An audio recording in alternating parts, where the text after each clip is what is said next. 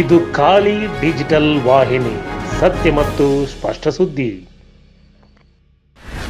ಮನೆಯಲ್ಲಿ ವನ್ಯಜೀವಿಗಳ ಅಂಗಾಂಗಗಳು ಪತ್ತೆ.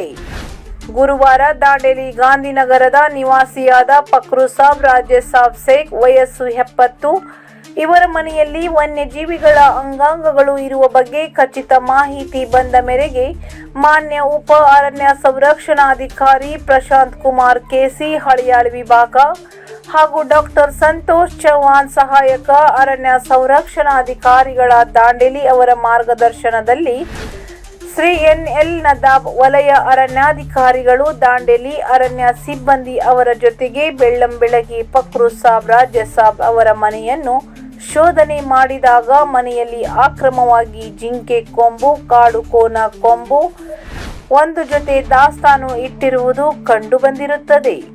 ಕಾರಣ ಸದರಿ ಅವರನ್ನು ಇಲಾಖೆ ತಾಬಾ ಪಡೆದುಕೊಂಡು ದಸ್ತಗಿರಿ ಮಾಡಿ ವನ್ಯಜೀವಿ ಸಂರಕ್ಷಣಾ ಕಾಯ್ದೆ ಅಡಿಯಲ್ಲಿ ಪ್ರಕರಣವನ್ನು ದಾಖಲಿಸಿ ನ್ಯಾಯಾಲಯಕ್ಕೆ ಹಾಜರುಪಡಿಸಿದ್ದು ಇರುತ್ತದೆ. ಸದರಿ ಕಾರ್ಯಾಚರಣೆಯಲ್ಲಿ ಲೋಕೇಶ್, ಸಂದೀಪ್ ನಾಯಕ್, ಆನಂದ್ ರಾಥೋಡ್, ಡಿವೈಆರ್ಎಫ್ಒ ಸಂದೀಪ್ ಗೌಡ, ಪ್ರಹ್ಲಾದ್, ನಾರಾಯಣ್, ಸವಿತಾ ಭಾಗಿಯಾಗಿದ್ದರು.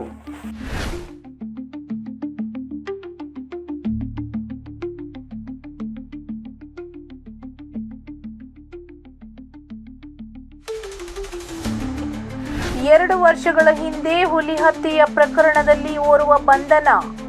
ದಾಂಡೇಲಿ ನಗರದ ಬರ್ಚಿ ವಲಯದಲ್ಲಿ ಕಳೆದ 2 ವರ್ಷಗಳ ಹಿಂದೆ ಬರ್ಚಿ ವಲಯ ವ್ಯಾಪ್ತಿಯಲ್ಲಿ ನಡೆದಿದ್ದ ಹುಲಿ ಹತ್ಯೆಯ ಘಟನೆಗೆ ಸಂಬಂಧಪಟ್ಟಂತೆ ಅರಣ್ಯ ಅಧಿಕಾರಿಗಳು ಬೆಳಗಾವಿಯ ಓರ್ವನನ್ನು ಬಂಧಿಸಿ ನ್ಯಾಯಾಲಯಕ್ಕೆ ಹಾಜರುಪಡಿಸಿದ್ದು ಮತ್ತೋರ್ವನನ್ನು ವಿಚಾರಣೆಗೊಳಪಡಿಸಿದ್ದಾರೆ. 2022ರ ಡಿಸೆಂಬರ್ 18ರಂದು ಬರ್ಚಿಯಲ್ಲಿ ಹುಲಿ ಹತ್ಯೆ ಮಾಡಿದ ಘಟನೆ ನಡೆದಿತ್ತು. ಇದಕ್ಕೆ ಸಂಬಂಧಪಟ್ಟಂತೆ ಅರಣ್ಯ ಅಧಿಕಾರಿಗಳು ಹಲವು ದಿಕ್ಕುಗಳಿಂದ ತನಿಖೆ ನಡೆಸಿದ್ದರು.